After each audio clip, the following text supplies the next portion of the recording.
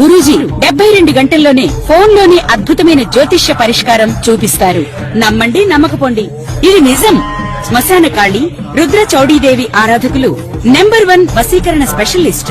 గురూజీ మనిషి పుట్టుక నుండి చనిపోయే వరకు వచ్చే అన్ని క్లిష్టమైన సమస్యలకు పరిష్కారం ఇక్కడ లభిస్తుంది. విద్య, ఉద్యోగం, వ్యవహారం, స్త్రీ ప్రేమ, పెళ్లి, సంతానం, స్త్రీ పురుష వశీకరణం, భూవశం, భార్యాభర్తల కలహాలు, కోర్టు సమస్యలు, విడాకుల సమస్యలు, చేతబడి, అప్పుల బాధ, ఇంకా మీకు ఎలాంటి సమస్యలు ఉన్నా 72 గంటల్లోనే శాశ్వత పరిష్కారం చేయబడును. శ్రీ గురుభ్యో నమః. హరి ఓం. శ్రీ మహాగణాధిపతయే నమః.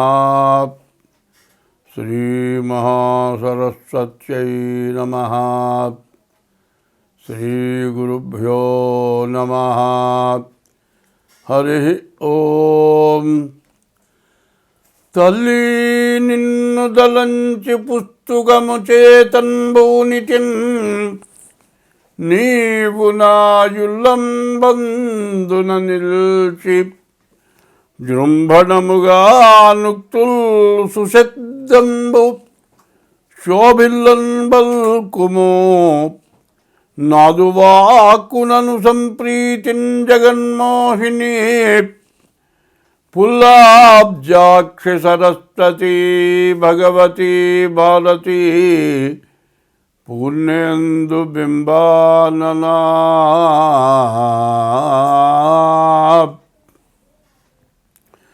అరజన్ శంతను పుత్రుపై విదురుపై అక్రూరుపై గుబ్జపై నరుపై ద్రౌపదిపై కుచేలునిపయన్నందవ్రజశ్రేణిపై పరగంగల్గు భవత్కృపారసమునాపై కొంతరా నిమ్ము నీ చరణాబ్జంబుని నమ్మినాడ జగదీశా.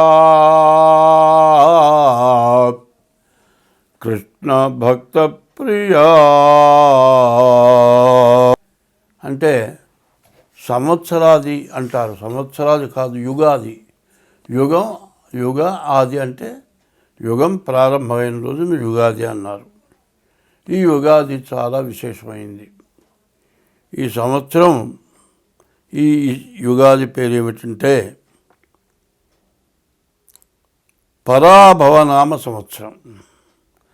19/3/2026 ఇది పరాభవ నామ సంవత్సరం. ఈ పరాభవ నామ సంవత్సరానికి అర్థం ఏంటంటే పరుల చేత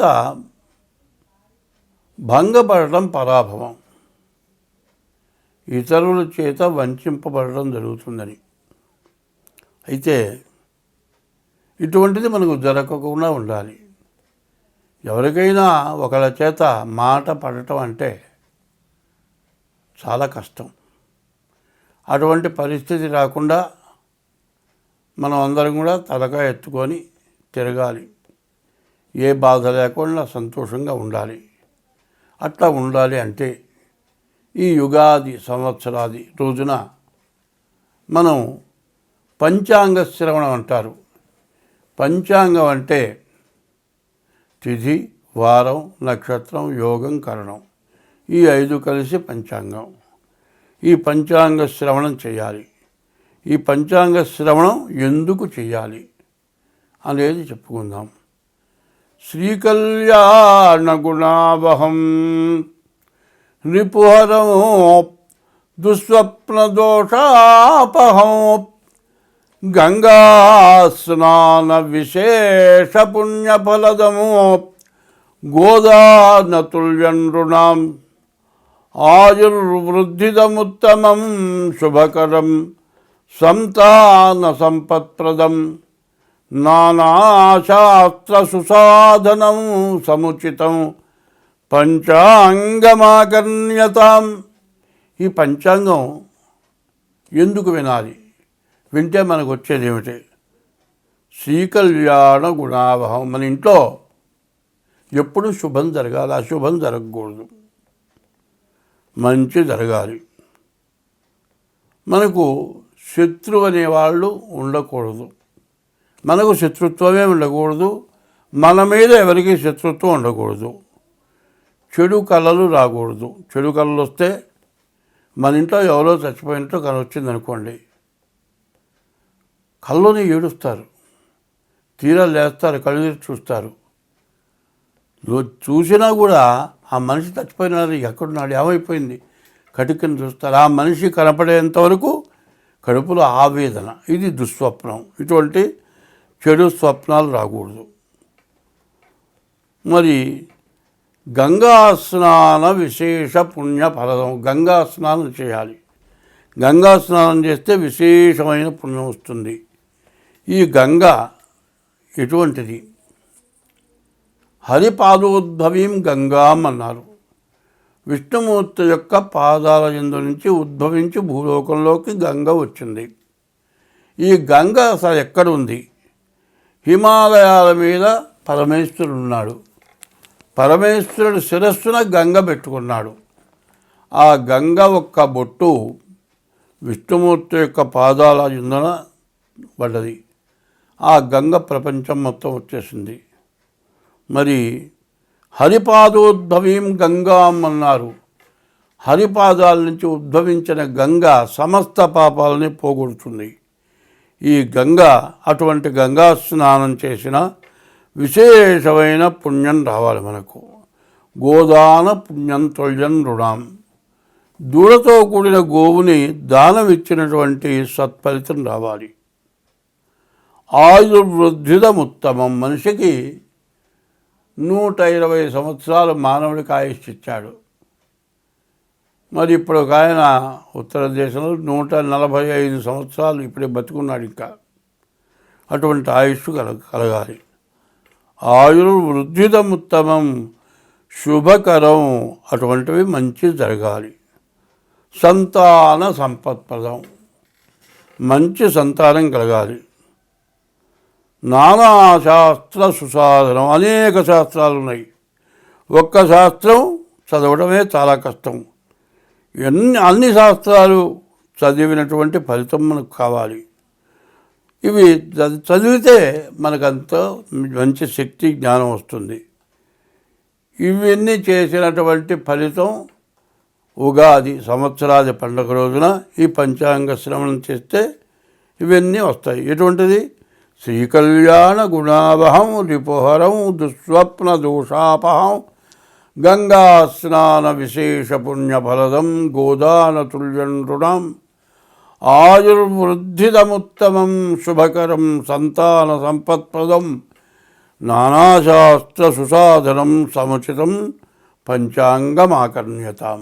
ఈ పంచాంగం వింటే అంత మంచి ఫలితం వస్తుంది. కాబట్టి సంవత్సరాది పండుగ రోజున ఉదయం పూట తెల్లవారుజామున లేచి తల స్నానం చేసి దేవుడి దగ్గర దీపారాధన చేసి మామిడి ఆకు తోరణం వాకిలికి కట్టి దేవుడికి పూజ చేసి దేవుడికి నివేదన పెడతాం. ఏం పెడతాం? వేపపూత ప్రసాదం అంటారు. ఇది ఏమంటారు? మామిడాకు, మామిడి కాయ, మామిడికాయ తురిమి, మామిడికాయ తురుము, తర్వాత వేపపూత, తర్వాత చింతపండు, తర్వాత బెల్లం, షడ్రుచులు అంటారు. పులుపు, ఉప్పు, తీపి, చేదు, వగరు. ఈ షడ్రుచులు కలిగినటువంటి ప్రసాదాన్ని మనం తీసుకుంటాం. ఇది దేనికి? మన ఆరోగ్యం బాగుపడుతుంది, మంచి జ్ఞానం కలుగుతుంది. తర్వాత ఇన్ని రకాలు నాలుక తగలగానే ఒళ్ళు గగురు పొడుస్తుంది. విపరీతమైన పిలుపు కానీ విపరీతమైన చేదు కానీ నోటికి తగిలితే మరి ఒళ్ళు గగురు పొడుస్తుంది. అయితే కష్టం కానీ సుఖం కానీ బాధ కానీ దుఃఖం కానీ సర్వాన్ని మనం సమర్థించుకొని మనం ముందుకు వెళ్ళాలి. కాబట్టి ఈ వేపపూత ప్రసాదం తినాలి ఈ సంవత్సరాది పండుగ రోజున. ఇది పంచాంగ శ్రవణం. ఈ విధంగా పంచాంగ శ్రవణం చేస్తే మనకు అంతా శుభం కలుగుతుంది. ఎటువంటి గ్రహస్థితులు బాగుండకపోయినా మనకు మేలు జరుగుతుంది. కాబట్టి ఈ రోజున ఈ సంవత్సరాది ఎప్పుడు 19/3/2026 అంటే 2026 సంవత్సరం మార్చి నెల 19వ తారీఖు గురువారం పరాభవనామ సంవత్సరం ప్రారంభమైంది.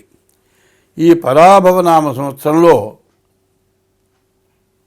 మరి నవగ్రహాలు 9 గ్రహాలు కూడా రాజ్య పరిపాలన చేస్తాయి. గురువారం రోజున పంచాంగం ప్రారంభమైంది కాబట్టి గురువు రాజు అయినాడు, కుజుడు మంత్రి అయినాడు, అట్లాగే సేనాధిపతి చంద్రుడు, సస్యాధిపతి శుక్రుడు, ధాన్యాధిపతి బుధుడు, అర్ఘ్యాధిపతి చంద్రుడు, మరి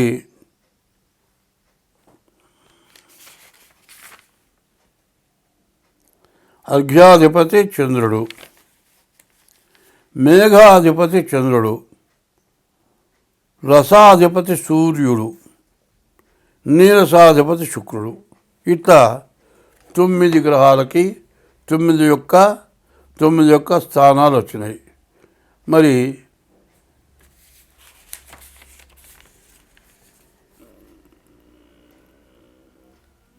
చంద్రుడికి మొత్తం 3 చోట్ల ఆధిపత్యాలు వచ్చినాయి. మరి సూర్యుడు, మరి గురువు రాజు అవటం, గురువు బ్రాహ్మణ గ్రహం కాబట్టి అంతా మేలు జరగటానికి అవకాశం ఉంది. ఈ గురువు వల్ల మరి బియ్యం, మరి వెన్న, నెయ్యి, పంచదార ఇటువంటివన్నీ కూడా బాగా పంట పండుతాయి. మరి ధరలు బాగా పెరుగుతాయి. సస్యాధిపతి శుక్రుడు అవటం చేత ధాన్యాలు, మరి తెల్లధాన్యాలు,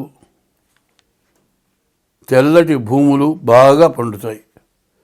ధాన్యాధిపతి బుధుడు అవటం చేత వర్షం, మధ్యమ వర్షం, సమస్త జనం కూడా గాలి, మబ్బుల వల్ల ఎక్కువ భయం కలుగుతుంది. అర్ఘ్యాధిపతి చంద్రుడు, అన్ని రకాల సస్యాలు ఫలిస్తాయి. తేనె, రసములు, ఉప్పు, మణులు, శంఖములు, చేపలు, గోధుమలు, ఆహార ధాన్యాలు, వస్త్రాలు, జొన్నలు, సజ్జలు, పంచదార, బెల్లం, పెట్రోలు, ఇతర నూనెలు, వెన్న, నెయ్యి, పాలు, పెరుగు, తమలపాకులు, వెండి, బంగారం బాగా దొరుకుతుంది. మేఘాధిపతి కూడా చంద్రుడు. సర్వదేశములందు కూడా మంచి వర్షం కురుస్తుంది. ధాన్యాలన్నీ కూడా బాగా ఫలిస్తాయి. గోవులు బాగా పాలిస్తాయి. గోవులు సుభిక్షంగా ఉంటాయి. గోబ్రాహ్మణేభ్య శుభమస్తు నిత్యం, లోకా సమస్తా సుఖినో భవంతు. గోవు బ్రాహ్మడు ఎప్పుడు కూడా బాధ లేకుండా సుఖంగా సంతోషంగా జీవిస్తే లోకం మొత్తం బాగుంటుంది అని. మరి గోవులు బాగా పాలిస్తాయి. మరి సూర్యుడు రసాధిపతి. నెయ్యి, నూనె, బెల్లము, తేనె, వేరుశనగ, కొబ్బరి నూనె, ఆముదం, అవిసె నూనె, నువ్వుల నూనె, చింతపండు, నిమ్మ, నారింజ, మామిడి ఇటువంటివన్నీ కూడా బాగా ఫలిస్తాయి. నీరసాధిపతి శుక్రుడు. కర్పూరం, అగరు, చందనం, బంగారం, వెండి, ముత్యాలు, వస్త్రాలు బాగా దొరుకుతాయి. కొంచెం ధరలు మాత్రం పెచ్చుగా ఉంటాయి. ఇది నవనాయకుల యొక్క ఫలితం. అయితే ఇంకో విషయం మనం పూర్తిగా తెలుసుకోవాలి. 27 నక్షత్రాలు ఉన్నాయి. ఈ 27 నక్షత్రాలని కూడా 3 భాగాలు చేస్తున్నాం. అంటే 3 భాగాలు, ఒక్కొక్క నక్షత్రాన్ని 3 భాగాలు. అంటే సంవత్సరానికి 3 భాగాలంటే 4 నెలలు ఒక భాగం. 4 3 12 నెలలు. మొదటి భాగం 4 నెలలు, రెండవ భాగం 4 నెలలు, మూడవ భాగం 4 నెలలు. అట్లాగే అశ్విని దగ్గర నుంచి రేవతి వరకు 27 నక్షత్రాలకి కందాయాలు అంటారు. ఈ 3 కందాయాలు, మొదటి కందాయం 4 నెలలు, రెండో కందాయం 4 నెలలు, మూడో కందాయం 4 నెలలు, 12 నెలలు కూడా ఎట్టా ఉంది చూద్దాం. అశ్విని నక్షత్రం విషమే శ్రద్ధలాభస్యాత్. బేసి సంఖ్య వస్తే అర్ధలాభం. సమేతు సమతా భవేత్. సరి సంఖ్య వస్తే వచ్చే ఆదాయం ఖర్చు సమానం. విషమేష్వర్ధలాభస్యాత్ సమేతు సమతా భవేత్. తర్వాత ఇప్పుడు అశ్విని నక్షత్రం 4 2 4 మొత్తం సమానమైన సంఖ్య వచ్చింది కాబట్టి వచ్చే ఆదాయం ఖర్చు సమానం. అట్లాగే భరణి నక్షత్రం మొదటి కందాయం 7, రెండో కందాయం 0, మూడో కందాయం 2. మరి 7 2 9 వచ్చింది. వచ్చే ఆదాయంలో సగం లాభం. కానీ మధ్య కందాయం 0 వచ్చింది. 0 వస్తే ఏమిటి? మధ్య శూన్యే మనోవ్యధ. మధ్య కందాయంలో 0 వస్తే మనోవ్యాకులత. మూడవది కృత్తికా నక్షత్రం 3 వచ్చింది. బేస్ సంఖ్య, ఆదాయంలో సగం లాభం. చివరి కందాయం 0 వచ్చింది. అంత్యశూన్యే ఫలం స్వల్పం. చివరి కందాయం 0 వస్తే వచ్చే ఫలితం తక్కువ. రోహిణి నక్షత్రం చూద్దాం. రోహిణి నక్షత్రానికి వచ్చేప్పటికల్లా 5 2 3 మొత్తం 10. సమేతు సమతా భవేత్. వచ్చేది ఖర్చు సమానం. తర్వాత ఆర్ద్ర నక్షత్రం 3 1 4 4 8. మరి సమసంఖ్య వచ్చింది. ఈ సమసంఖ్య వచ్చే ఆదాయం ఖర్చు సమానం. పునర్వసు నక్షత్రం ఇది కూడా 10 6 2 2 10 వచ్చింది. 6 4 10. ఈ 10 కూడా సమేతు సమతా భవేత్. వచ్చే ఆదాయం ఖర్చు సమానం. పుష్యమి 1 2 2. ఇది 5 వచ్చింది. ఇది బేసి సంఖ్య. మరి విషమే శ్రద్ధలాభశ్చాత్. మరి బేసి సంఖ్య వచ్చే ఆదాయంలో సగం మిగులుతుంది. ఆశ్లేష నక్షత్రం ఉంది. మొదటిది 4 2 1 3 3 మొత్తం 8. వచ్చే ఆదాయం ఖర్చు సమానం. మఖా నక్షత్రం ఉంది. మొదటి కందాయం 7 2, రెండో కందాయం 2, మూడో కందాయం 1. ఇది కూడా 10 వచ్చింది. సమేతు సమతా భవేత్. వచ్చే ఆదాయం ఖర్చు సమానం. పుబ్బా నక్షత్రం ఉంది. మొదటి కందాయం 2, రెండో కందాయం 0, మూడో కందాయం 4. మొత్తం 6 సమసంఖ్య వచ్చింది కాబట్టి వచ్చే ఆదాయం ఖర్చు సమానం. మధ్య శూన్యే మనోవ్యధ. మధ్య కందాయం 0 వచ్చింది కాబట్టి మనోవ్యాకులత ఎక్కువగా ఉంటుంది. తర్వాత ఉత్తరా నక్షత్రం 5 1 2, 5 3 8. వచ్చే ఆదాయం ఖర్చు సమానం. హస్త నక్షత్రం వచ్చేప్పటికల్లా మరి మొదటి కందాయం 0, మూడో కందాయం 0, మధ్యలో 2. వచ్చే ఆదాయం ఖర్చు సమానం. మరి మొదటి కందాయం ఆదిశూన్యే మానవ వ్యాధి. మరి ఆ మొదటి కందాయం 0 మనోవ్యాధి. అంత్యశూన్యే ఫలం స్వల్పం. మరి చివరి కందాయం 0, మరి వచ్చే ఫలితం స్వల్పం. మొదటి కందాయం 0 ఉంటే వ్యాధి. చిత్తా నక్షత్రం వచ్చింది. చిత్తా నక్షత్రానికి వచ్చేప్పటికల్లా 3 3 6 వచ్చింది. మధ్య కందాయం 0. మధ్య శూన్య మనోవ్యాకులత ఎక్కువగా ఉంటుంది. వచ్చే ఆదాయం ఖర్చు సమానం. స్వాతి నక్షత్రం వచ్చింది. 6 1 1 మొత్తం 8 వచ్చింది. ఇది వచ్చే ఆదాయం ఖర్చు సమానం. విశాఖ నక్షత్రం వచ్చింది. మరి 1 2 4 4 3 7 వచ్చింది కాబట్టి వచ్చే ఆదాయంలో సగం ఆదాయం మిగులుతుంది. అనురాధ నక్షత్రం 4 2 6 వచ్చింది. వచ్చే ఆదాయం సమానం. వచ్చే ఆదాయం ఖర్చు సమానం. మధ్య శూన్యం వచ్చింది, మధ్య కందాయం 0 వచ్చింది కాబట్టి మనోవ్యాకులత ఎక్కువగా ఉంటుంది. జ్యేష్ఠ నక్షత్రం వచ్చేప్పటికల్లా 8 వచ్చింది కాబట్టి వచ్చే ఆదాయం ఖర్చు సమానం. చివరి కందాయం వచ్చేప్పటికల్లా 0 వచ్చింది కాబట్టి అంత్యశూన్యే ఫలం స్వల్పం. నువ్వు చేసే కష్టానికి ఫలితం చాలా తక్కువగా వస్తుంది. మూలా నక్షత్రం సమసంఖ్య వచ్చింది, వచ్చే ఆదాయం ఖర్చు సమానం. పూర్వాషాఢ నక్షత్రం కూడా 6 వచ్చింది, వచ్చే ఆదాయం ఖర్చు సమానం.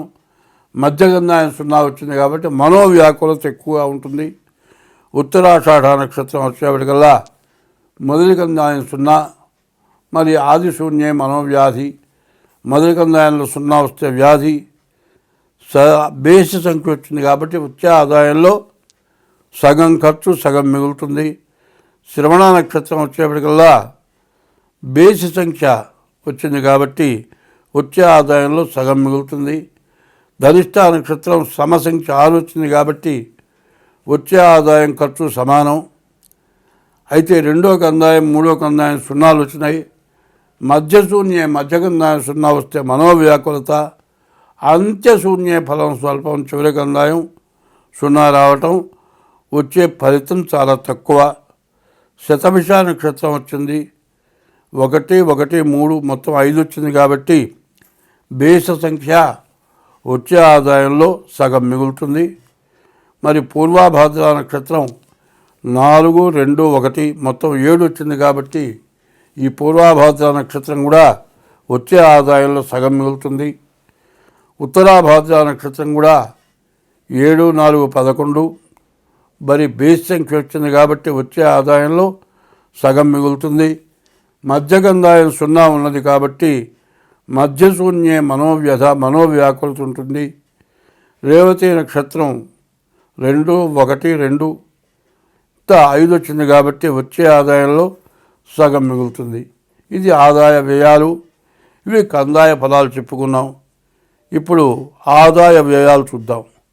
వచ్చే ఆదాయం అంతా ఖర్చు అంతా.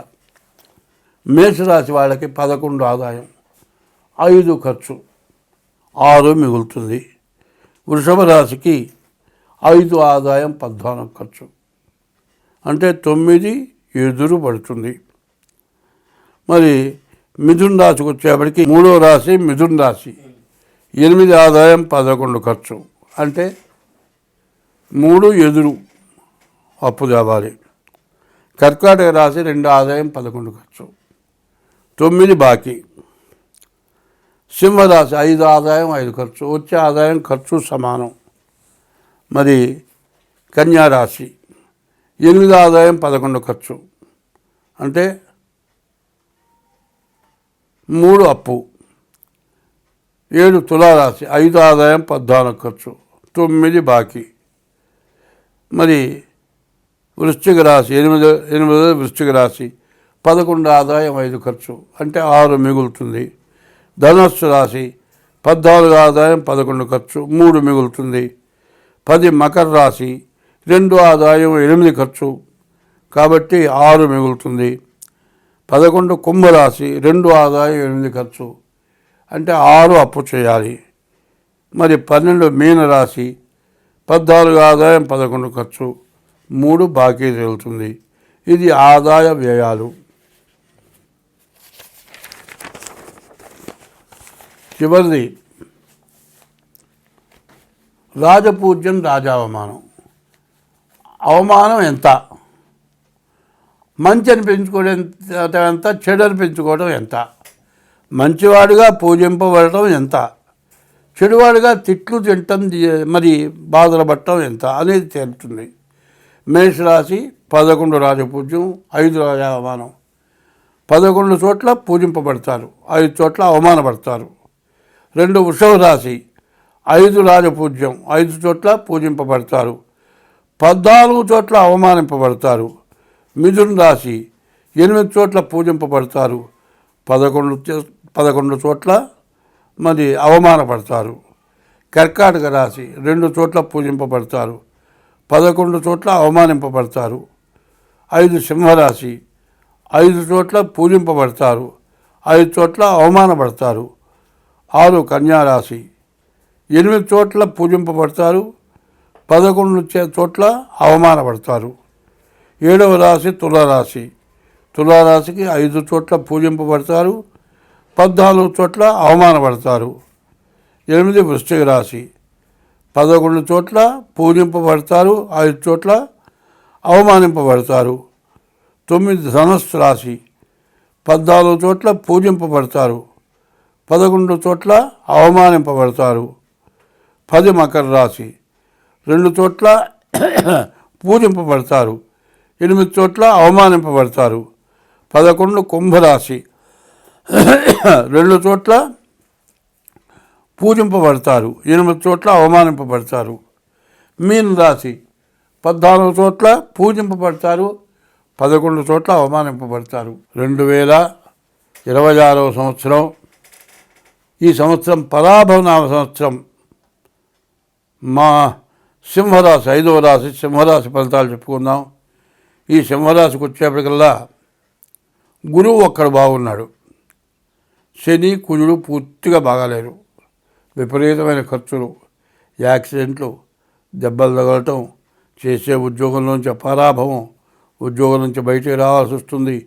బుధుడు బాగున్నాడు, వ్యాపారం బాగుంటుంది. శుక్రుడు బాగున్నాడు, వివాహాది శుభకార్యాలు జరుగుతాయి. గురువు బాగున్నాడు, విద్య, ఉద్యోగం, విదేశీయానం ఇవన్నీ కూడా బాగుంటాయి. ఈ శని అష్టమం, సప్తమ కుజుడు, చెప్పరాని బాధలు ఎక్కువ ఉంటాయి. భార్యాభర్తలకి వియోగం, భార్యాభర్తల్లో కలహాలు, వెళ్ళిపోయే పరిస్థితులు, కోర్టుకెక్కే పరిస్థితులు ఇవన్నీ కూడా ఉంటాయి. కాబట్టి ఈ రాశి వాళ్ళు ఎంత జాగ్రత్త పడితే అంత మంచిది. చాలా జాగ్రత్త పడాలి. డేట్ ఆఫ్ బర్త్ ద్వారా కానీ, హస్త సాముద్రిక ద్వారా కానీ మీ జాతకం చూపించుకోవటం చాలా అవసరం.